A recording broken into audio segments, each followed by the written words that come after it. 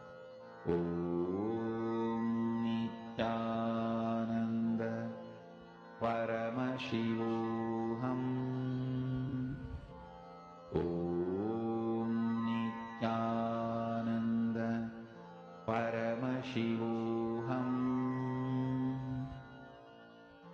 Om Nithyananda Paramashivoham.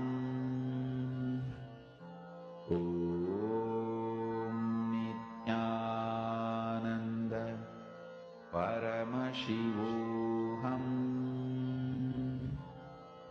Om Nithyananda Paramashivoham. Om Nithyananda Paramashivoham.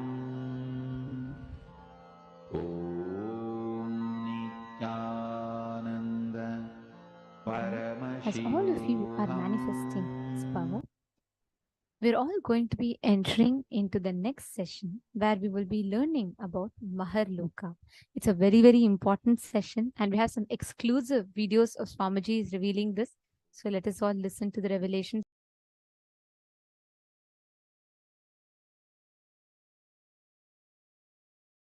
The cosmic soundless sound, the vibration of the eternal silence, the intense vibration, aliveness of the eternal silence, Paramashanta Swarupa.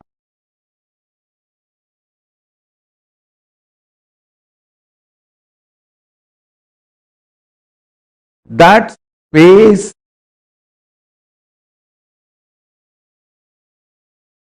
mapped to establish communication with higher level vertical zone, vertical time zone beings, Atala, Vitala, Sutala, Talatala, Vatala.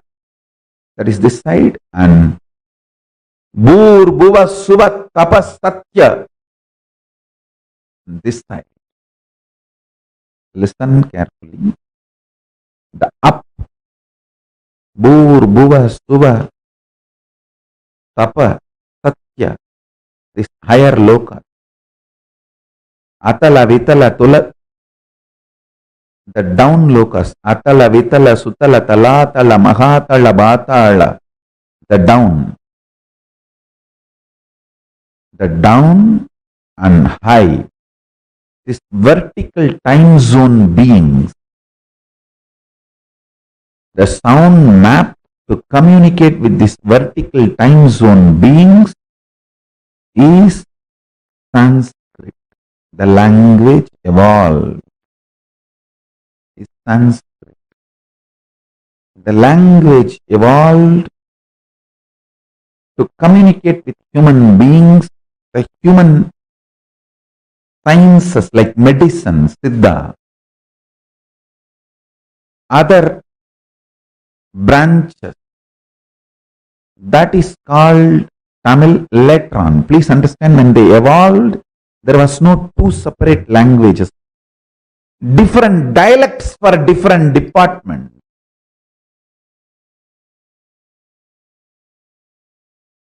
Hindi is the pure art, poetry.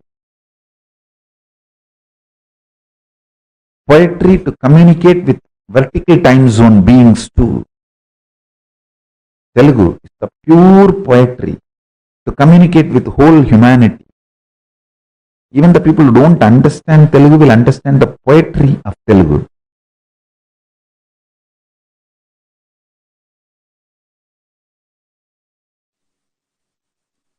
Suvarloka is like absolute peace and joy and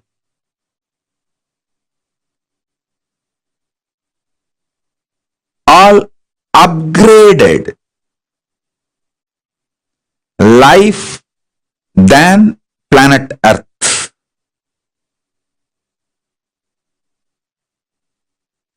Maharloka is much higher than Suvarloka. Higher level beings go there. When I utter the word higher level beings, don't have self-doubt, self-hatred, self-denial. whether you are qualified or you higher level being. Please be very clear. Let me make it very clear. Even if you have broken only one pattern due to the cognition, Swamiji is Paramashiva. He told me, so I will listen to him and break this pattern with this powerful cognition. Even if you have broken one pattern, it may be dropping non-vegetarian or dropping this obsessive compulsive disorder, or dropping the postponing pattern, or dropping the laziness in the morning, early morning laziness, or dropping your shyness, dropping your fear to speak in public, even any one pattern, if you have dropped, cognizing my Paramashivatva, because Swamiji is Paramashiva, I should listen to him than to my patterns. With this cognition, even if you broke only one pattern, you are qualified for the initiation. You are qualified to be airlifted, conscious lifted to higher lokas. You are qualified to be fueled, empowered with the tejas, ojas and kundalini shakti to get into the Swargaloka, Maharloka, Janaloka, Tapaloka, Brahmaloka, Kailasa itself, Mahakailasa itself. Above the Brahmaloka is Parandama, Vaikunta. Then above the Vaikunta is the space where the Kailasa, and above the Kailasa, Mahakailasa exists. So even if you have broken one pattern, you are already initiated. You have qualification to be fueled, empowered, awakened with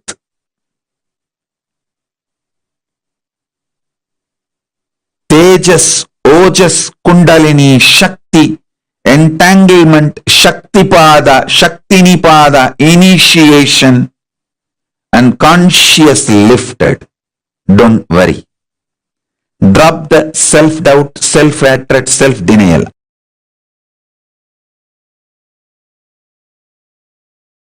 Oh, listen.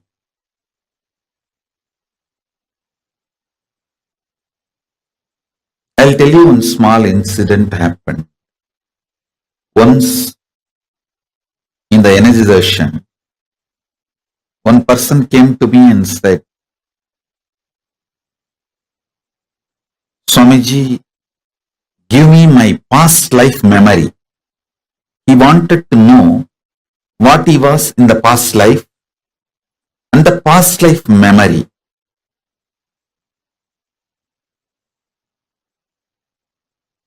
He has attended a meditation class. So end of the class, those days the physical energy darshan. So it was a physical hug. He asked me, he wants to know his past life and he wants me to reveal his past life memories to him. I just asked him, today you did completion. He actually attended a program, so he was going through the completion session. He was just crying, pouring during the completion. I asked him,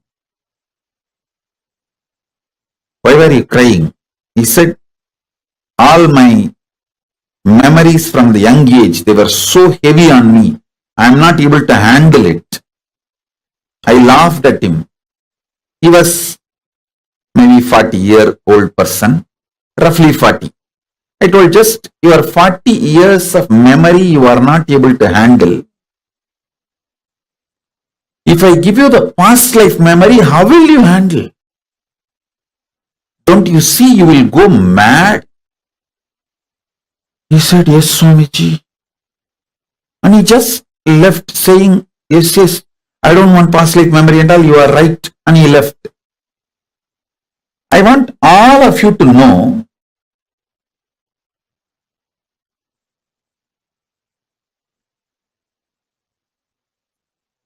what he did is wrong. Listen carefully. When he asked me, he wants to know about his past life, he was not wrong. But when I told him, will you be able to handle that memory? And he gave up, is wrong. He should have asked me, Swamiji, tell me how I can handle the large memory. Listen. Ability to handle large information without getting personally attached to it is chitta suddhi. Means purity of mind, memory. Purity of the mind takes you to Mahar Loka and opens up the Akashic records immediately. Listen. Listen carefully.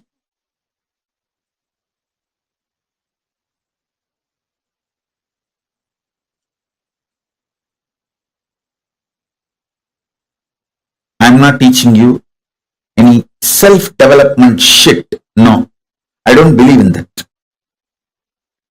I am teaching you method to connect with Maharloka.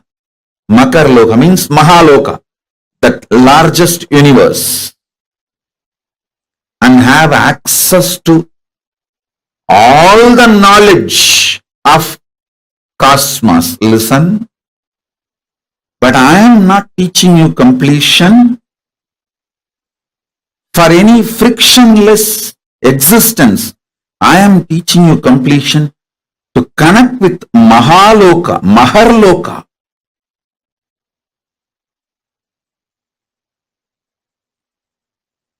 To have access to Akashic records. Listen carefully.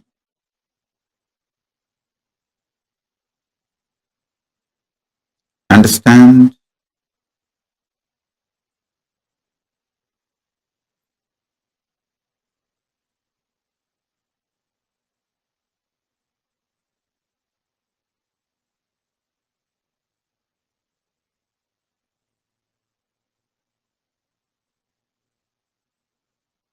Listen carefully.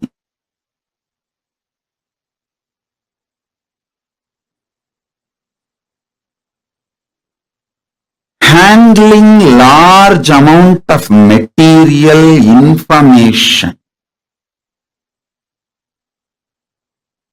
without personal attachment to the information is chitta suddhi. So much of abuse and attack goes on me, but I never get hurt by any of those words uttered.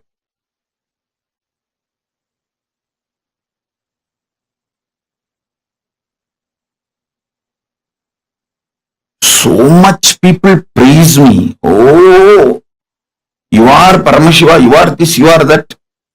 I never get attached or get elated by the words they utter.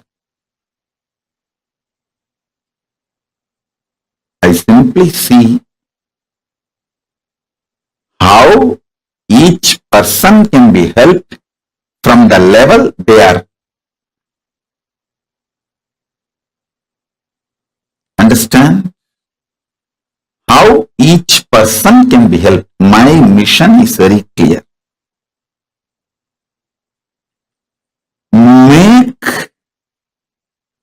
your vision for life clear.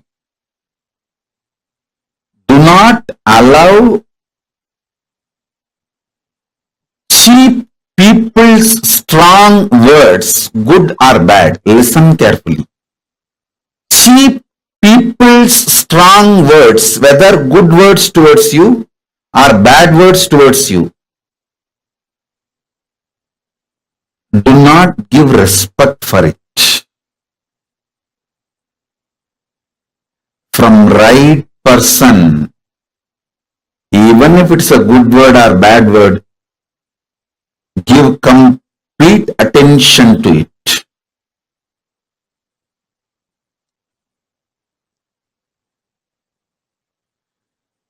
Let me repeat. Ability to handle large memory. This comes by non-agitated, non-violent, non-reactionary, Paramashanta inner space. Listen carefully. Who wants you to expand and grow is a good person. Who wants you to fail is a cheap person. Anyone who has become successful will only want you also to be successful. Anyone who has wasted their life will not know how to become successful, and they will not expect you to be successful, and they do not know how to be successful. Listen.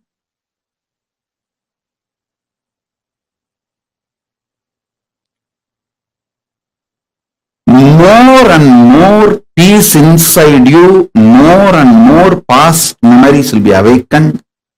More and more peace inside you, more and more Akashic records will be opened.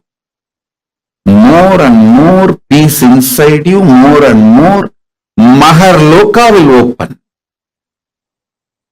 All of you take only one decision. Every day your sleeping time should be the time for deep completion. You see, before falling asleep, if you develop the habit of doing completion for 20 minutes, 30 minutes, till you fall asleep. Even if you are tossing on the bed, just practice completion, do completion. Your breathing will be aligned towards deep sleep and you will fall asleep. If you do completion and fall asleep, the peace inside you will become like how the ice becomes intense spatika. Same way the peace inside you will become Paramashanta. Listen. Ice. For a long time, if it was not disturbed, if it did not melt down, it will get solidified and that becomes spatika. Ice added with a quality of carbon becomes spatika linga, spatika stone. If you received Atma Linga, you will know that is spatika actually. Spatika is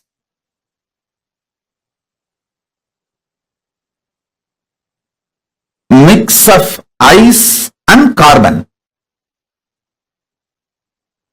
The right proportion of ice and carbon is spatika. Listen. Ice getting solidified becomes spatika. The peace getting solidified will become Paramashanta.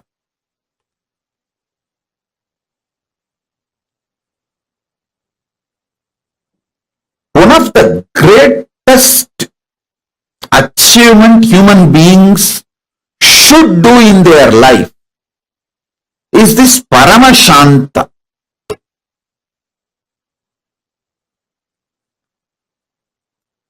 nothing in this world can be equated to Paramashanta. Other times you can do completion, but before going to the sleep, it should be compulsory, so that the peace gets solidified inside you, like it becomes a rock of peace on which you can stand forever.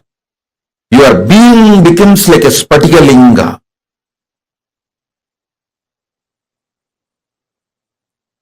Now, whatever I introduced about Akashic records and Mahar Loka, please type.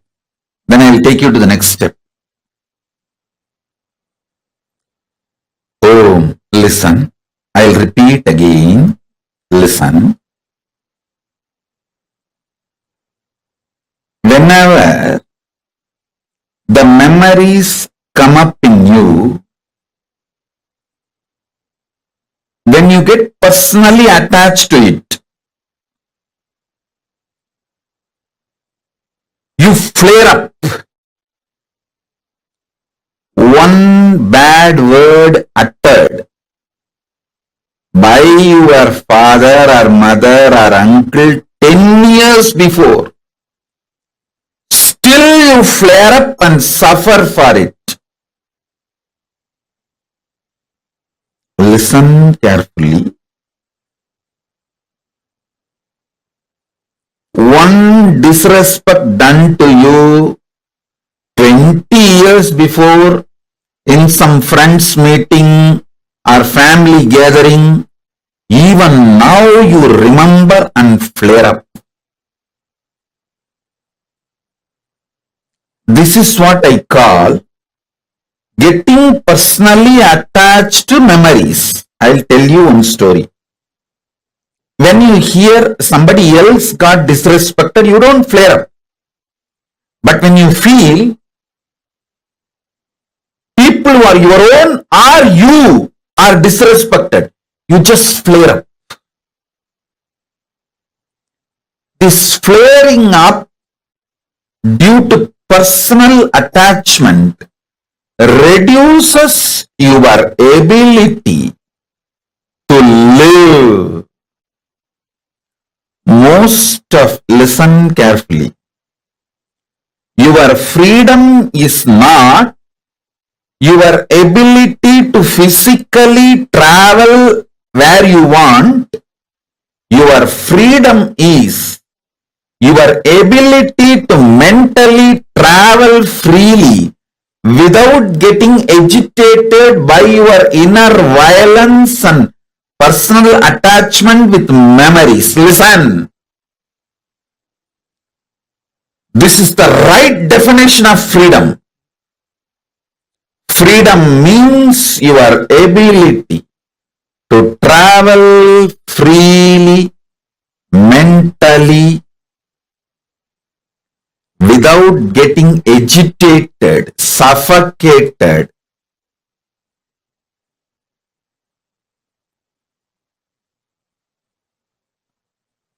Through the personal attachment with your memories. Many of you cannot travel peacefully mentally more than 60 seconds. 60 seconds only is your freedom. Not more than that.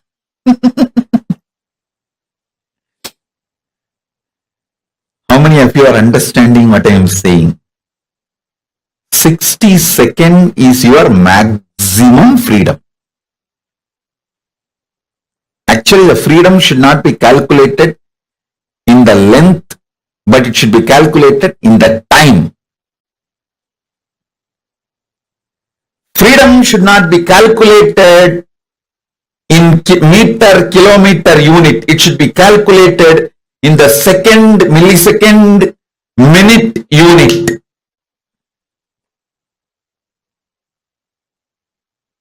It should be calculated in time unit.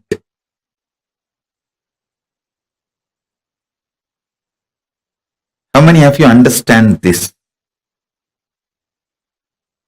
every second minute, third minute, you get agitated, irritated, reaction starts inside you, whether you get triggered from outside or in your own memories trigger due to your personal attachment to your memories. Past informations triggers. How many of you understand that?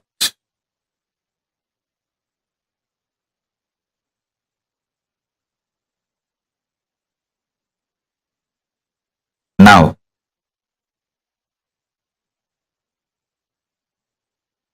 all of you take a few minutes and type what I explained now. Your freedom should be measured on time, not on meter. It is not your ability to move around. It should not be measured by the ability to move around, number of meters, kilometers, all that. Your ability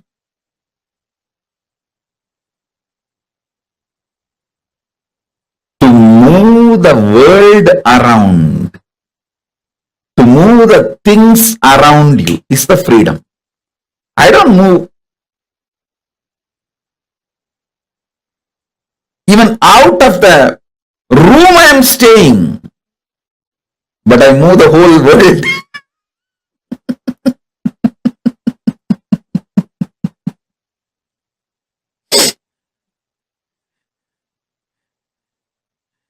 So, freedom should be measured not on meters but on minutes.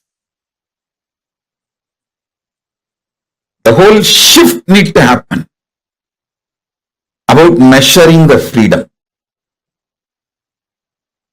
The number of seconds you are able to freely handle your memories in the inner space without getting triggered, agitated, irritated, frustrated, suffocated, pained.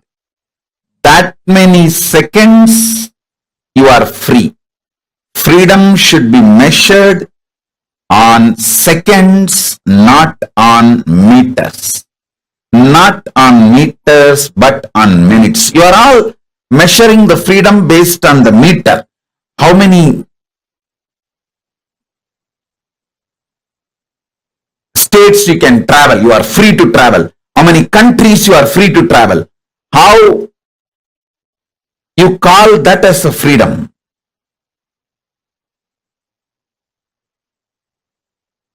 Actually, the real freedom is ability to freely handle all the memories without getting agitated, angry, triggered, powerless, pained, frustrated.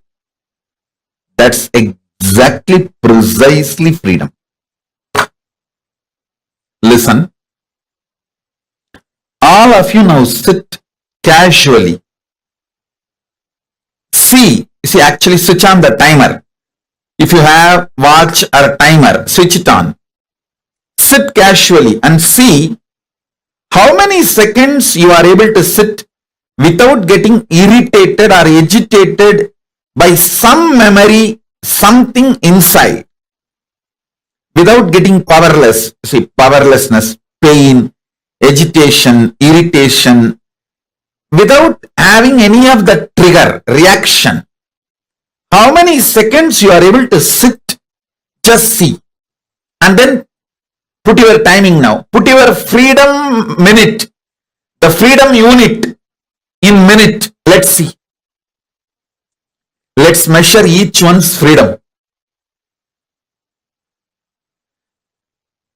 If you understand what I am saying, this freedom, then you will be able to understand the Pusalar Nayanar story. The great Nayanar who built Shiva temple in his inner space for which Paramashiva attended, rejecting the stone temple built outside by the king of Pallava Vamsa.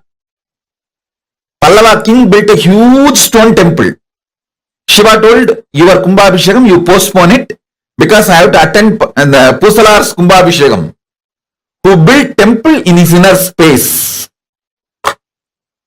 If you understand this concept of freedom based on minute and the Pusalar Nayanar story, you will be able to understand very well why Paramashiva decided to go to Pusalar Nayanar's inner temple.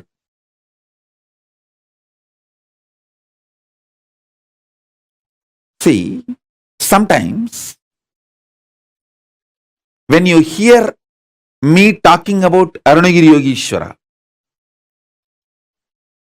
my relationship with Arunagiri Yogeshwara, how I had the initiation into Paramadvaita, even if you don't agree with all my lifestyle, theories, principles, you feel, I think this is possible. This is possible. Maybe this possibility is available even for me. Not only for him, even for me it is available. It is possible. That clicks. Anything which clicks with you as possible, that is yourself in Maharloka. Listen. The part, the whole which you deny due to your self-doubt, self-hatred, self-denial, SDHD, that personality, that identity, that self is the Swargaloka, self of you.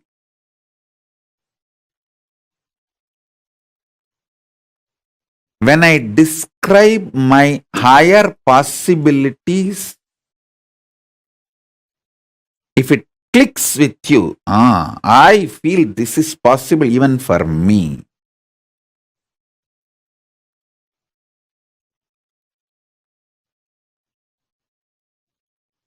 When I narrate about Arunagiri Yogeshwara or my death experience in Varanasi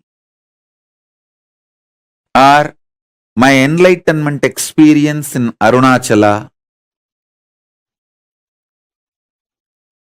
or my experience of feeding Ganapati,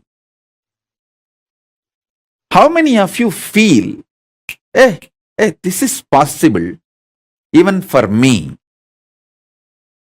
I don't think he is lying there. He may be doing many things which I may understand, may not understand, but he is not lying there and he is not telling lies. This possibility exists. Even I feel it is possible for me. How many of you click with those possibilities?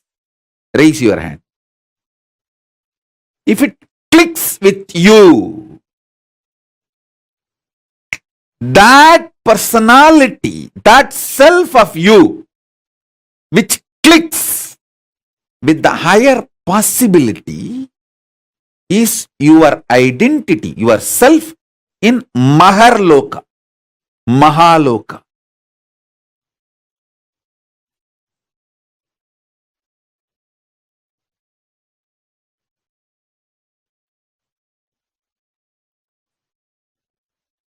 When you decide ferociously with a super determinism,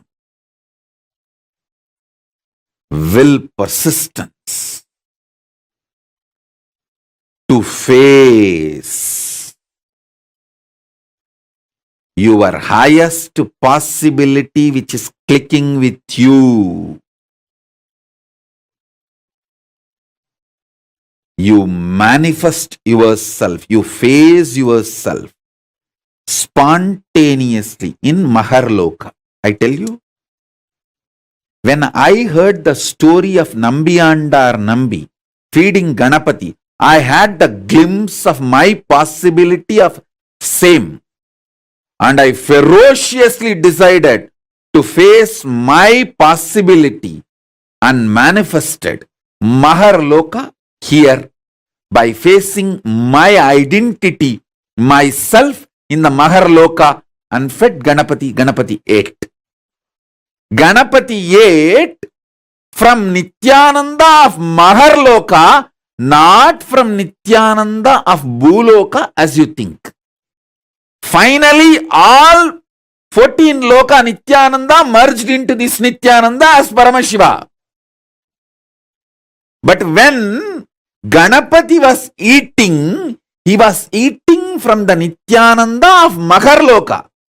Nithyananda, address, Makarloka, Maharloka.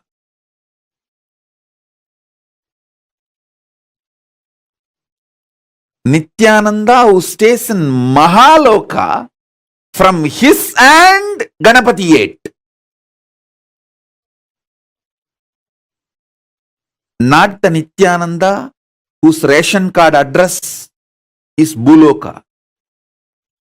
The beauty is that Tiruvannamalai is such an amazing cosmic airport. You can just beautifully slip, go up, come down very smoothly. The whole ecosystem's chemistry is that.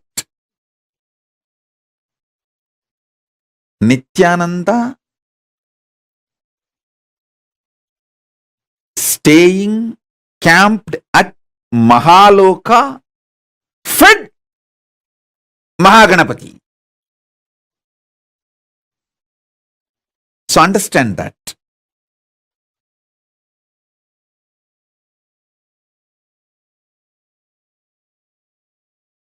At the age of 3, when I tried to connect with him,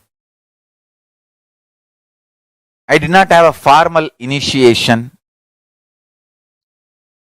I heard the story of Ganapati eating food of Nambiyandar Nambi from one great Saiva Siddhanta preacher, Sri Selvakanapati. And one word which he uttered just got stuck in my inner space. That Nambiyandar Nambi calls Ganapati, Mahaganapati Paramborule.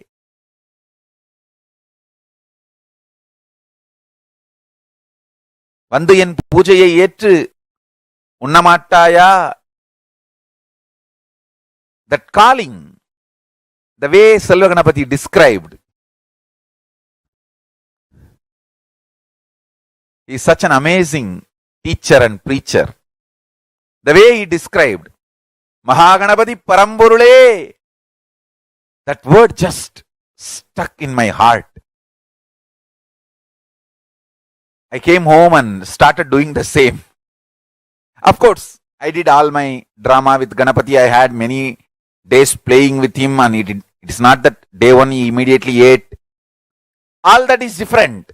All that I have described detailed 3-4 times in earlier satsangs. Please watch those satsangs to know the whole story.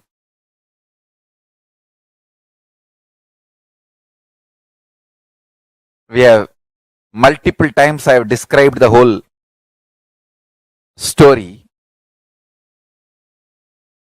One thing I did with all my sincerity, I called Mahaganapati Paramburule.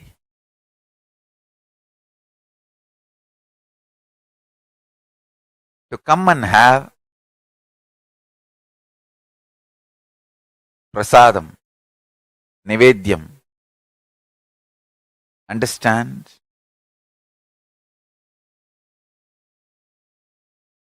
As I described in the earlier satsangs, when he ate, Not only he gave me the Savikalpa Samadhi experience, he gave me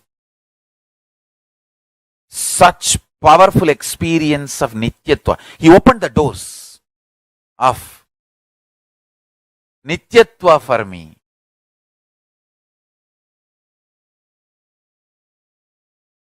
It is such an extraordinary, eternal bliss.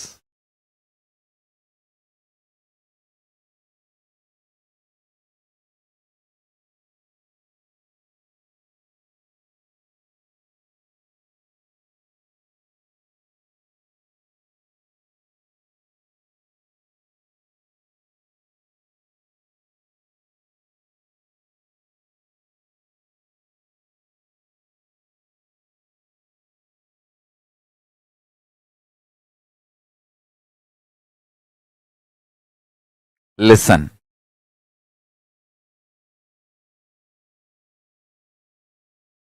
I am talking out of sheer truth,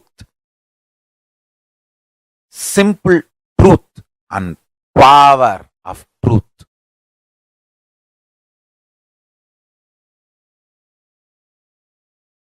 Nityatva dimension exists. Mahaganapati will open the dimension for all of us.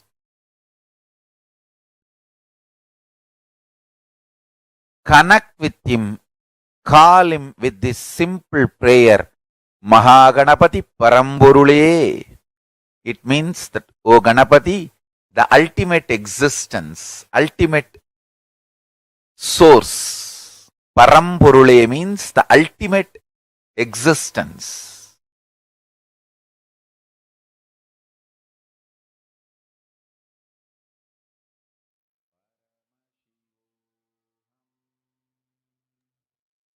Understanding the science so beautifully Swamiji revealed, one of the most important aspects of all.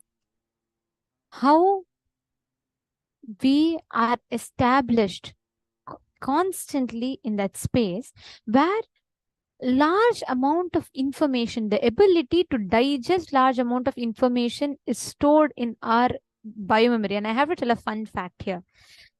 Did you know that one human being, like you, me, all of us, a normal human being can store 250 ships of memory? That's right. You heard it right. 250 ships of memory. Let's say you bring 250 Titanic sized ships and then you put the books into that fully. How much data you can store in them? That much amount of information it can. So that is why science is tapping into storing information in our DNA. We are having such amazing potential in us. But how many times, how many of you feel like many times if you have to process too much of information in your head, you'll feel like, oh God, that's okay. And, I can't do all that. And I can't cognize it. I can't take in so much of information. How many of you feel too much information? Like if you have to review a doc, if you have to cognize too many things, you feel it is like a overload to you. How many of you feel like that?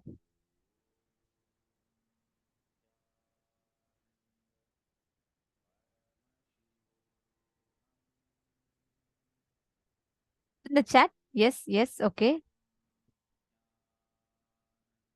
Understand, all of us constantly carry this deep resistance fundamentally to expand our inner space.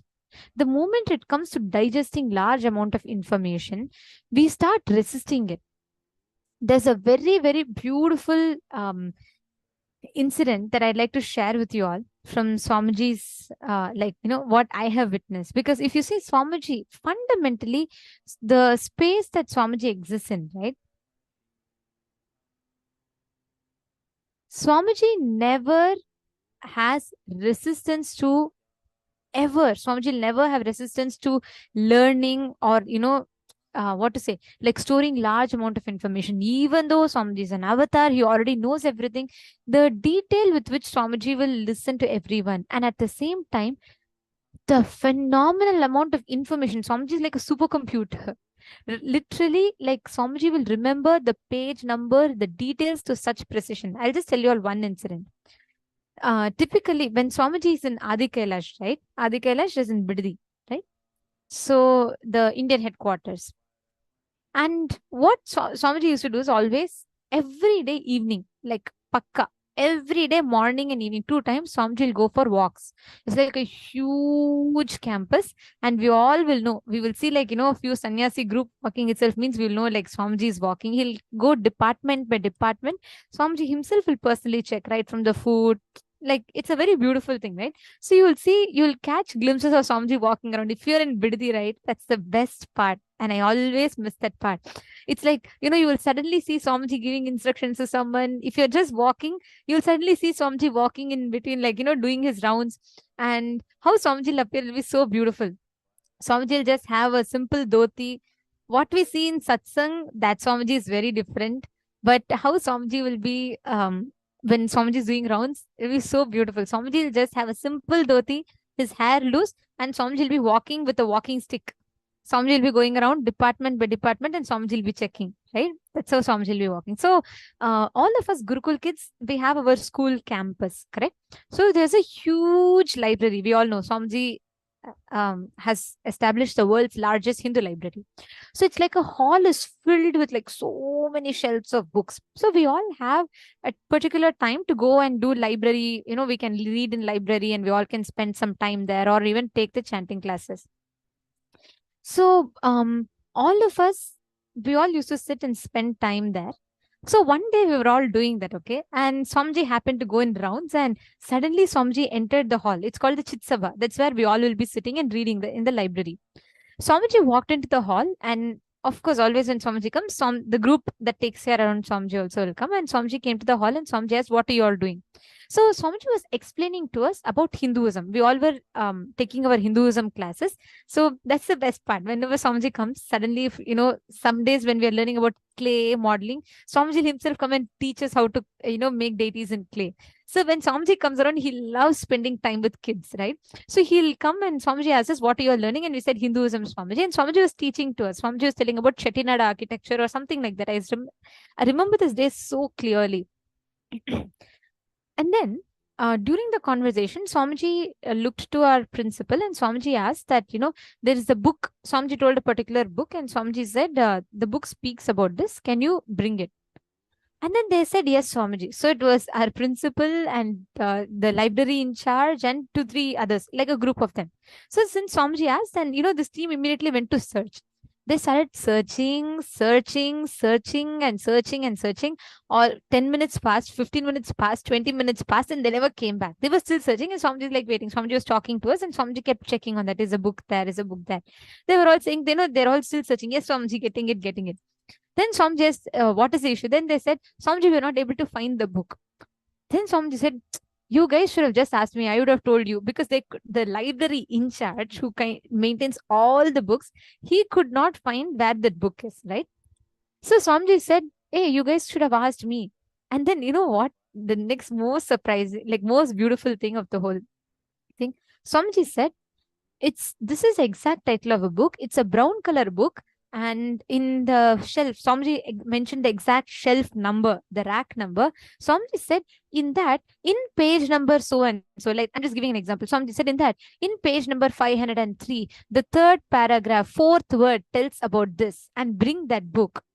You will not believe, in the next 2 minutes, all they had to do was just go to the librarian had to just go to the shelf, pick up that book, and he had to open that particular page in that particular number which Swamiji said.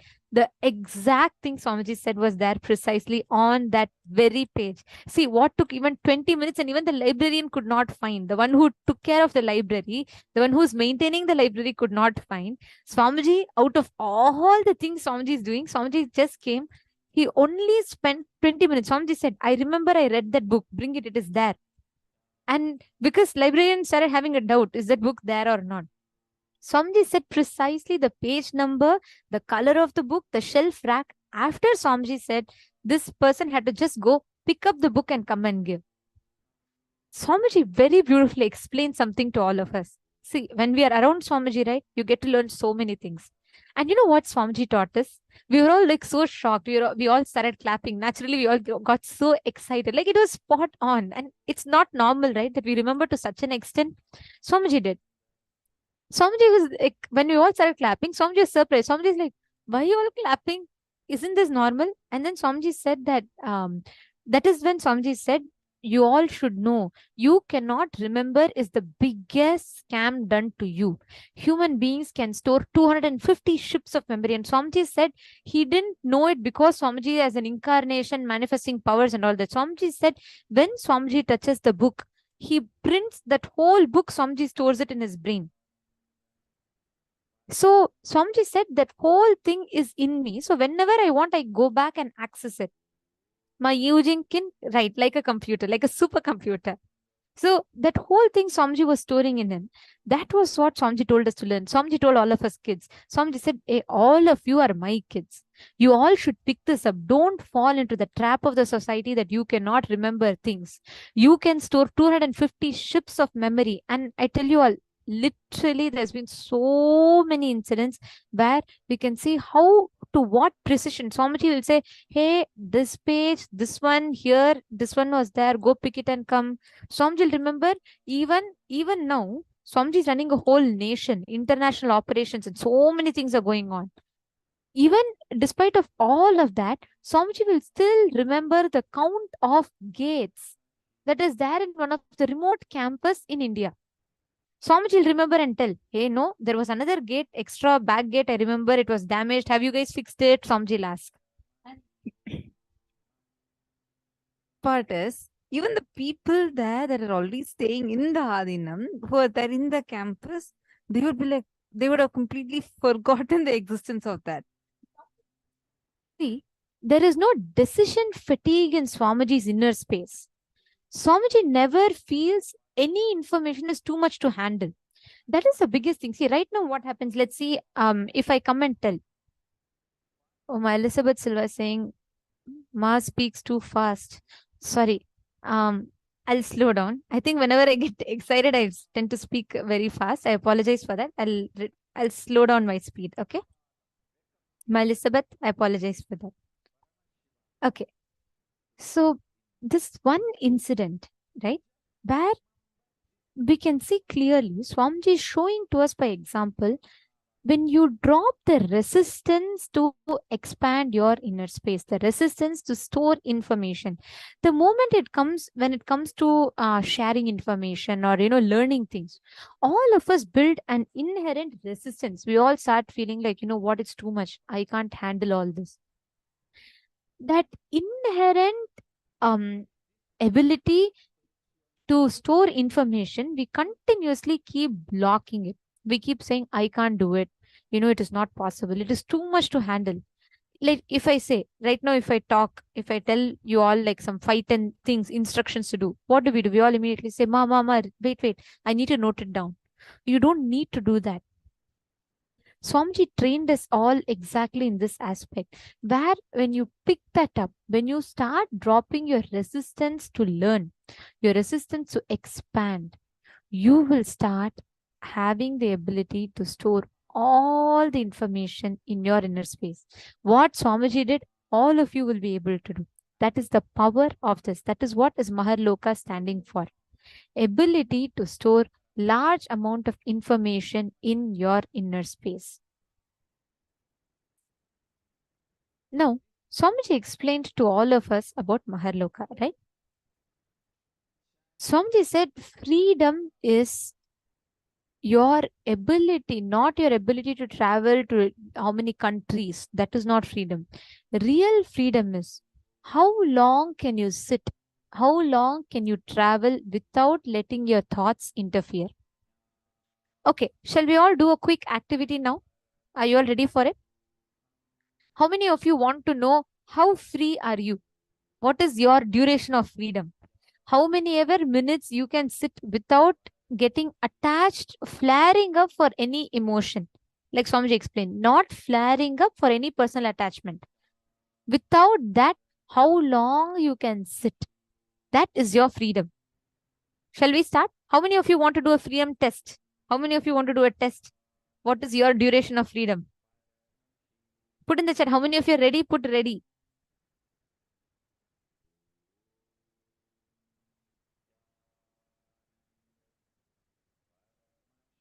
Come on. How many of you are ready to take your freedom test? Okay, Mawani is ready. Madonna is ready.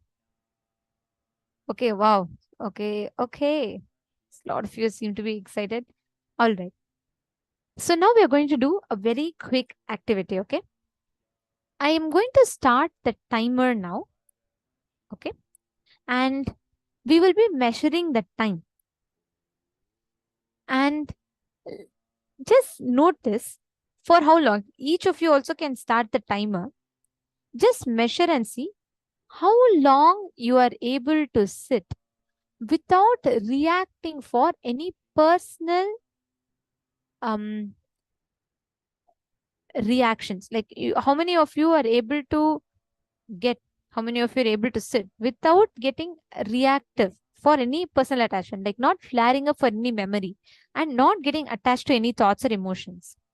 So your freedom check time is going to start now in 3, 2, and 1. Just sit and measure. Just see how long are you able to sit without getting attached to any personal memories.